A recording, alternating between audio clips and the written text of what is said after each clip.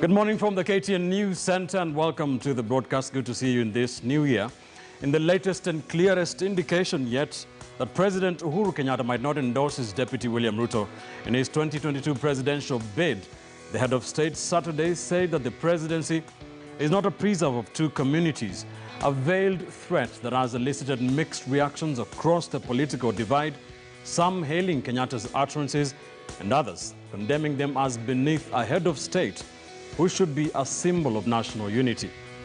Meanwhile, Deputy President William Ruto and his allies are unrelenting, and this past week, the United Democratic Alliance, UDA, unveiled candidates for upcoming by-elections in Nairobi, Kabuchai, and Matungu. Is UDA Ruto's vehicle that he will be seeking to use in his 2022 presidential race? We'll discuss that today. And the battle for the capital city county of Nairobi continues. The latest developments being the suspension of the planned gubernatorial by-election and the withdrawal of a case against ousted Governor Mike Sonko's nominee for Deputy Governor Anne Kananu Mwenda, who can now be vetted by the county assembly for the position. But Sonko now is seeking to block that.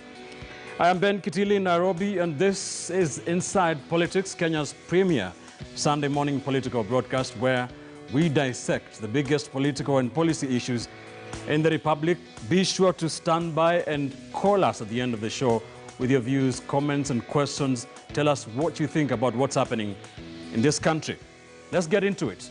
In the latest indication that President Uhuru Kenyatta might not endorse his Deputy President William Ruto's presidential bid, the head of state hit out at Ruto's camp yesterday for advocating for what it calls a hustler's campaign to fight back against so-called political dynasties. President Kenyatta said such talk is divisive and leaders should concentrate their efforts towards national unity, including the likelihood of the next president emerging from outside the two communities that have held the seat to date. Listen. Mimi naweza nisimame hapa basi niseme kuna jamii tu mbili za Kenya ambazo zimetawala, labda ni nafasi ya jamii nyingine pia kutawala.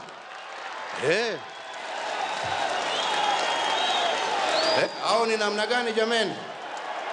Au ni namna gani? Au ni namna gani?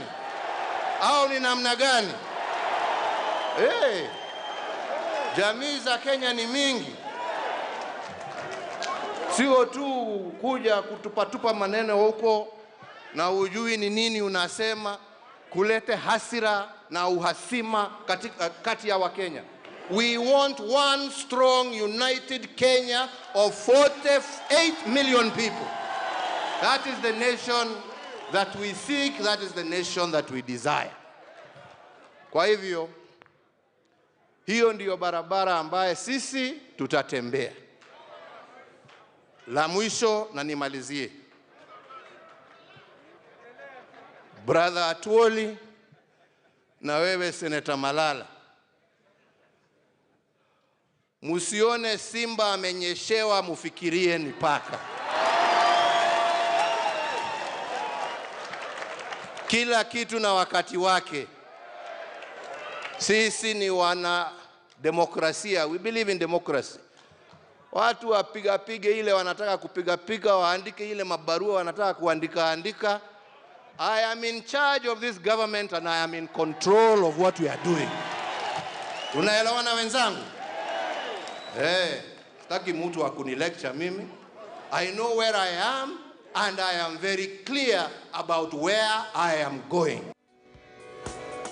Tough talking President Uhuru Kenyatta speaking yesterday in Mululu village in the county of Vihiga during the burial of Mama Hannah Mudavadi. That is yesterday. Let me bring my panel into this. And we have in studio Dismas Mokua, political risk analyst. We also have Mark Bichache, communication strategist, and lawyer Ken Echesa joining us also in the show today. We also have lawyer and political strategist Kipchumba Karori. Gentlemen, many thanks for joining me and welcome to the show this year. This is the first show, of course. A lot has been happening in this country politically, and we're going to discuss events of the last 7 days or so. Let me begin with you, Dismas. The president, tough talking there, giving an indication that he should not be pushed, also talking to those who have been lecturing him, as he says, about discipline in his own government, saying that He is in control.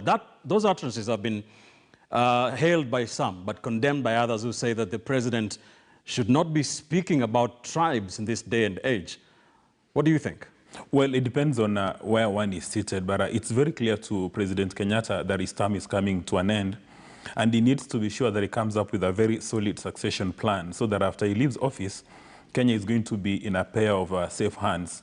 And you witnessed that his statements were received with a lot of interest. In fact, he got a standing ovation when he spoke about two communities and the possibilities of getting the next presidential candidate, or in fact the next president out of the two communities.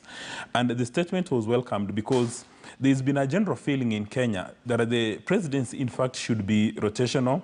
There have been attempts to have it captured in the constitution, but for some reason it's not been a huge success. And what the president was doing yesterday, he was responding to this hustler dynasty narrative which is being created in Kenya, right, that may end up dividing the nation. And in my view, as a symbol of national unity, the president has got a very unique chance to ensure that he doesn't sit by while the 2022 elections come about and people play around with the key variables. So he must guide the nation to be sure that the person who takes over from him is a person who is accepted across the nation, somebody who understands our problems, and somebody who is going to be the solution.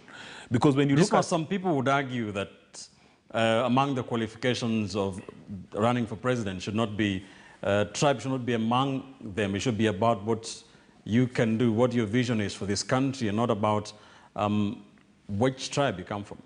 Well, in theory and in most of utopia, the person who is supposed to be president of any country is supposed to be judged based on the content of his character, ability to understand the problems, and ability to proffer solutions. I mean, that's what you have in mature democracies, maybe in the UK or in the US, as you saw with the election of Biden, who displayed during his campaign that he actually understands what ails the US and he can offer a solution. So in a utopian world, in a few democracies, that works. But when you come to Kenya and when you go to the ground, as politicians would say, you have to accept reality. And accepting reality is the beginning of wisdom. So we must accept the fact that Kenya is a tribal nation. We are made up of so many tribal nations. We are made up of the Kisii nation, the Luhya nation, the Kikuyu nation. So all these nations come into play. And the people at some stage feel excluded when they don't see their sons or they don't see their daughters at the national level, okay, when they don't see the people from their community captured in the national government, which is even the reason why Chapter 6 and Article 10 says that anybody forming a government, the government must have the face of Kenya. So maybe the question we need to ask ourselves today, that in the current Jubilee government, does it actually reflect the face of Kenya? So Kenyans have come to the realization that the administration must have the face of Kenya. That is even the reason why they captured it in the constitution. Regional balance is a provision of the constitution. That's right. Let me bring Kipchumba Karori into this. Kipchumba, what do you read from the president's statement there? Do you think that is an indication that he will not be endorsing his deputy for the presidency in 2022? I think, Ken, first of all, I begin by wishing you and our loyal viewers a Happy New Year. And secondly, I go deep into the discussion of whether the 42 against 2 discussion. To me, first of all, I begin by saying it is quite unfortunate for a president to engage in a discussion discussing which tribe or which ethnicity has been in power for long. Then the discussion ought to be who is the most qualified person from where we are to take the nation to the next level. The whole discussion that happened yesterday in Mululu and the presidential discussion that was kicked off is a discussion that has dominated social media for the last 4 days. And if you want to know where some of these discussion and caricatures normally originate from, you could listen to the president and know maybe he has an idea who originates some of these caricatures. But back to the discussion. When you read from Article 131, where it talks about the executive office of the president and the deputy president, the Constitution has laid down the qualification for one to be a president. And the tribe is not one of them. And if Ben today were to go that direction and say this tribe must lead this tribe, we will come here and sit down and the Muslims will tell us the last 4 presidents have been Christians. We need something. And when we move again, the Kushites will come and say the last 4 presidents have been a Bantu and a Nilot. We want something. What we need to do, and I thought the Building Bridges initiative was to bring Kenyans together and not to seclude Kenyans basing on tribe. And when we come back to our politics, whereas Dismas Mokua has underscored that our politics is tribal. When you learn and study politics, it begins from the tribe, yes. But when you are forging forward, you forge forward knowing that the nations that form, the tribal nations that form the state must be in a position to understand that they must work with each other to form a rainbow state. And what we need also to underscore, Ben, is this. If we were to go today and start talking about this tribe, that tribe, what happens is this. You are sending the 2 big voting blocks into a siege mentality, which is not necessarily helpful to the Building Bridges spirit, as I understood it. Because look at it this way, Ben. The problem of this nation has never been a Kikuyu or a Kalenjin leading it. The problem of this nation has been people who lead the nation and do not have so much in terms of ideological breadth. Most of them suffer from what I will call mediocre anxiety in leadership. Because the problem we are facing currently transcends beyond tribes. Okay. Kikuyus have been in power for the last in your understanding, Kipchumba, in your understanding, would you call what the president said in Vihiga a threat to the Ruto camp? No, actually, let me tell you how I had digested the whole thing. It is not a threat to the Ruto camp, that is first of all. Secondly, what that does, and you have seen the people who have come out gun blazing come from the Mount Kenya region. What that does is that it tends to bring the 2 tribes more close. He ends up cementing the Ruto camp and this is support base from a certain region, and which also disadvantages any other candidate. Because, Ben, tomorrow the discussion will be this: if somebody who's not a Kalenjin or a Kikuyu goes to Kikuyu land, they'll be saying, it is you people who said we have ruled you, we do not have a chance. And I think, Ben, we need to widen the discussion. Look at Nyamakima. Look at the people who have been displaced in Nairobi. They are all Kikuyus. Who has been the person who has been in power? It's been a Kikuyu. Look at people who have been displaced in Mau. They are Kalenjins. Who we are told this is a Kikuyu Kalenjin presidency. But the people who have been displaced in Mau are Kalenjins. Look at the problems we are facing currently when our kids are learning under trees. It doesn't favor that a Kikuyu kid will learn in a classroom and a Kalenjin kid will be in a classroom, a Pokomo will be in a tree. All of our people are undergoing the same problem. So, Ben, this is cheapening the whole discussion. This is bar talk. This is a discussion that ought to be held elsewhere. We cannot be having discussions of tribes and BBI in the same table. I think what we need to tell the president, and I must appreciate 2 speakers yesterday, Ben. I must appreciate Martha Karua for standing above the team. I must appreciate Raila Odinga. I normally don't agree with him, but yesterday he stood a bit. He was a maverick. All right. We'll get into the rest of them. What was said in Mululu yesterday? Let me bring in a man who was in Mululu, from what I understand. The other learned gentleman in the show, Ken Echesa. Ken, thank you for joining us after a very long time. Do you think that what the president said yesterday should be worrying the deputy president's camp as they plan for 2022? And do you agree with those who say that, who agree with what he said? Thank you very much, Ben, and Happy New Year, gentlemen, and the entire community of our viewers. First of all, I will wish to refer to the president's speech in Mululu yesterday as the Mululu Declaration. The Mululu Declaration is a serious threat to the Ruto presidency, and it marks the end, in my opinion, of the union between William Ruto and President Uhuru Kenyatta. That particular statement brought out President Uhuru Kenyatta as a true statesman, as a man who believes in what has been brought out in the Building Bridges initiative. Remember that the head of state has always reminded the nation that the BBA is all about inclusivity, is all about fighting the politics of exclusion, especially at the top level. The president said laughingly what Kenyans take seriously, and that is why he received a standing ovation. It is because his statement resonated well with the masses, and he was reminding us that, look here, what brought us 2007, 2008 post-election violence was the rhetoric of 41 against 1.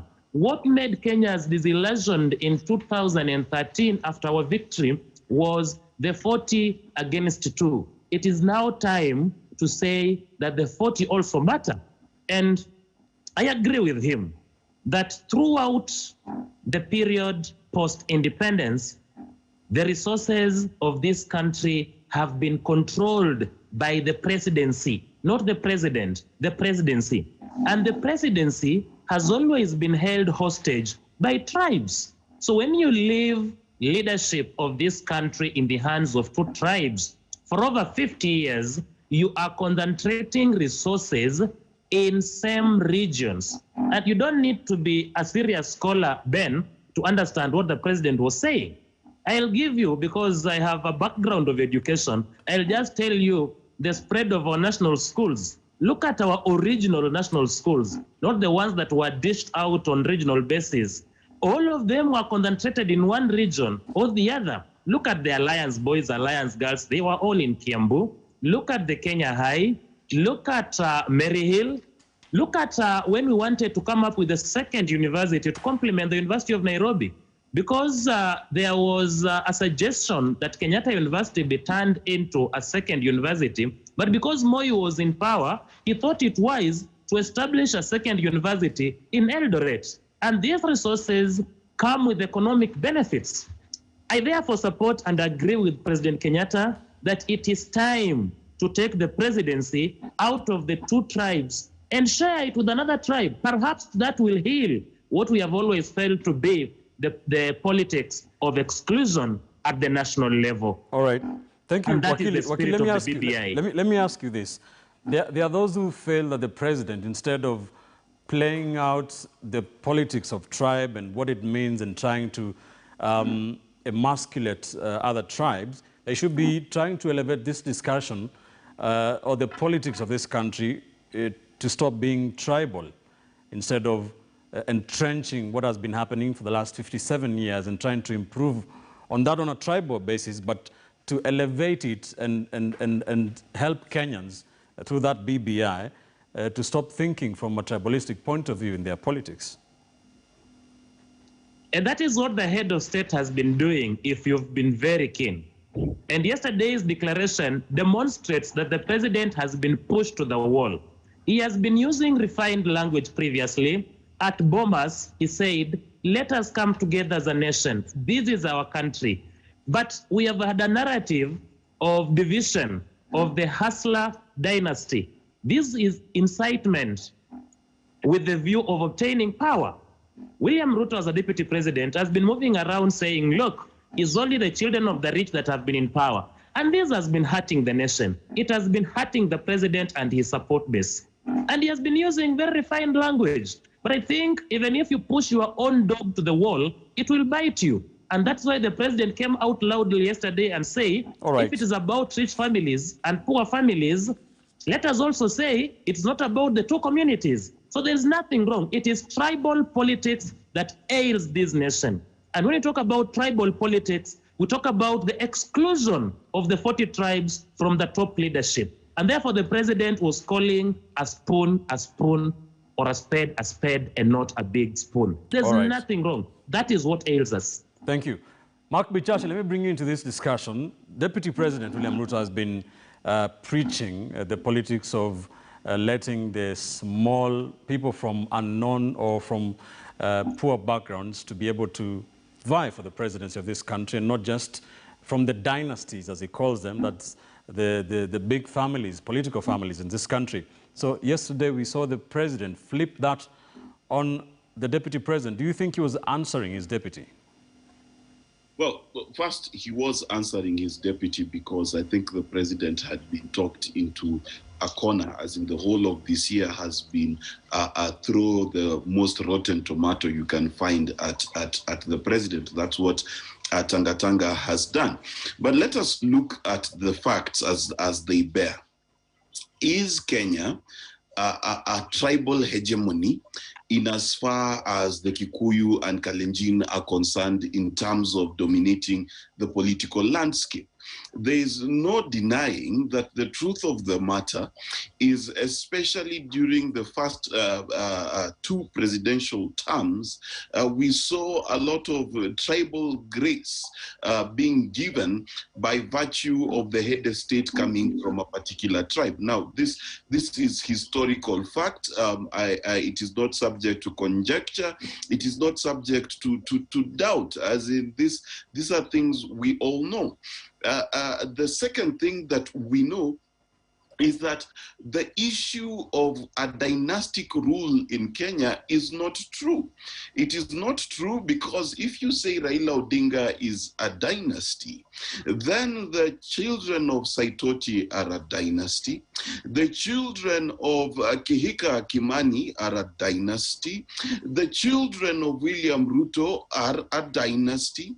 And the children of anyone who's been a deputy president or anything is a dynasty.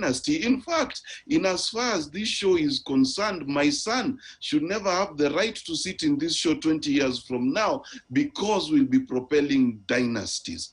It is lazy thinking to say that dynasties are the problem in this country and they're a bigger problem than tribalism. When we fought and nearly lost this country in 2007, we lost it more for tribalism than we did for the classist war that William Ruto is fueling by the day. And I find it quite hilarious that the president saying that perhaps the presidency should go outside the two tribes can be offensive to anyone. How entitled can you be? How can you be a Kalenjin or a Kikuyu sitting there with 20 odd years of leadership under your belt and you've never thought and even given a whimsical feel to what a Luhya must feel when Wamalwa Kijana died and our hopes of presidency died with him? How do you feel? How do you think the Kikamba feel when Kalonzo Musyoka is so close to power and he never gets there? Let us not take the privilege of the two tribes and get offended when one of your own, a Kikuyu president, admits to the reality that perhaps there are people who, like Ipchumba correctly says, are qualified, people who are merited, people who have the character and the temerity to become presidents of this country. It is not offensive at all to say so. So, Mark, tell me this. We're talking about tribalistic politics and class-based politics. Are we talking about the lesser of the two evils here? No. That's what I'm putting in perspective. The perspective I want us to understand and accept and agree is that as a matter of fact, only two tribes have given us presidents in this country. We've had 3 Kikuyu presidents and 1 Kalenjin president for 25 years. This is a fact. Now, is it then tribal to say that we should perhaps, and the president said perhaps, give opportunities to people from other tribes? What is wrong with that? Let me put it in perspective. Are you saying I'm being tribal in saying that a Luhya like me should probably be president? Or someone from the coast saying, you know what, maybe a Taita like me should be president? For as long as those people are qualified, let me finish, Kipchumba Karori. I let you finish. I want to remind you something. I seek my time. You speak. All right. Let's. Ben, Yes. There is something Bichachi has been saying in this show for the last 3 years. He doesn't believe in Luhya unity. How can he now come to a national debate today and talk about tribes? I thought we are supposed to be true. It's a new year. We need to be honest to ourselves. Does it mean the whole talk Bichachi has been talking about Luya unity was hot air? Please, Mark, respond to that as you wind up. You have been accused of being the governor of utopia, but now you're being very realistic in quotes. No. Let me tell you, I have not said there is no person who can be president without the support of other tribes. In fact, for you to be a Luya president does not mean you have all the Luyas voting for you. This does not need to be the fact. But the fact is, and these two things are not mutually exclusive, that there is nothing wrong with a Giriama president, with a Pokomo president, with a Kenyan Somali president, or with a Luya president. You know, we want to act as though these issues are not issues we need to address. And if we are going to achieve unity in this country, we've got to show that any Kenyan from any tribe, from any race and any creed, indeed even Muslims, should have an opportunity of becoming president in this country. And that is not a tribal statement. That's not speaking and saying that tribes should vote as one block. All right, thank you for that. Let's wind up on this. Tell me this. Yesterday's utterances by the president, would you call that the final straw that broke the camel's back in as far as the relationship between the president and his deputy inside Jubilee is concerned? Well, we must go to Nigeria first and look at how the vice president of Obasanjo behaved, Atiku Abubakar. He was a pain on the wrong side of Obasanjo for a very long time. And the principal deputy of the president is supposed to be loyal to the boss. If for some reason you don't find that your boss is doing the right thing, then you've got the liberty to summon courage and resign. And from the way the president spoke yesterday and the way he received a very good reaction, he got a very solid standing ovation. It seems that this political marriage is now broken down and it's beyond repair. But for us to make progress, we shouldn't even look at what President Kenyatta said and how the deputy president has been behaving. Let's look at the leaders who want to become president in 2022 and place them on the scoreboard and ask ourselves, what do they bring to the table? Like, for instance, the deputy president has been Kenyatta's deputy president for the last 8 years. We should ask ourselves, right now, Kenya is in the middle of a fiscal and monetary crisis. Is William Samoei Ruto the problem, or is he the solution? Because it would be very foolish for this nation to entrust our leadership to somebody who's been part of the problem, and then we expect that he's going to be part of the solution. So we should look at the scoreboard. Let's go above these, class war being created by hustlers. Let's go beyond this thing called tribalism and place these candidates on the table. Let's look at their track record of success. Where is Kenya today, and where do we intend to go? If you've been part of the problem, then it will be very naive for us to think you are going to be part of the solution. But unfortunately, majority of Kenyans are suffering from the Stockholm syndrome. A number of them are falling in love with their captors, and they think that the hustler philosophy is going to be the solution. All right. Wakili, Kenneth, I have the final say in this. The president's parastatal appointments have been challenged in court in the past for not being balanced ethnically. Is it right to say the president is being insincere, or is he trying to correct his past mistakes? In fact, the president, to me, is admitting that the problem with our executive or top leadership is the issue of tribe. If the president's appointments have been from the same tribe, or more or less two tribes, then perhaps he could be right. That let us get another tribe to make the appointments, another tribe after 10 years, and in a span of 50 years, the civil service will be evenly distributed. And perhaps, Ben, what I ought to tell you is that some of these appointments that we accuse the top executive of making that are tribal is actually because the presidency is held hostage by tribes. All right. The tribesmen who revolve around the president may not allow him to exercise his discretion and give us the face of the nation. All right. Let's leave it there. We will finish this conversation later on. But time for a quick commercial break here on Inside Politics on KTN News. Stay with us. When we come back, we shall be talking about what's happening on the other side of that political debate that we are having. The Deputy President William Ruto's side, they have been unrelenting. The United Democratic Alliance is the latest vehicle which is being touted as the DPs that he will be using in his presidential bid. Is that the case? Stay with us.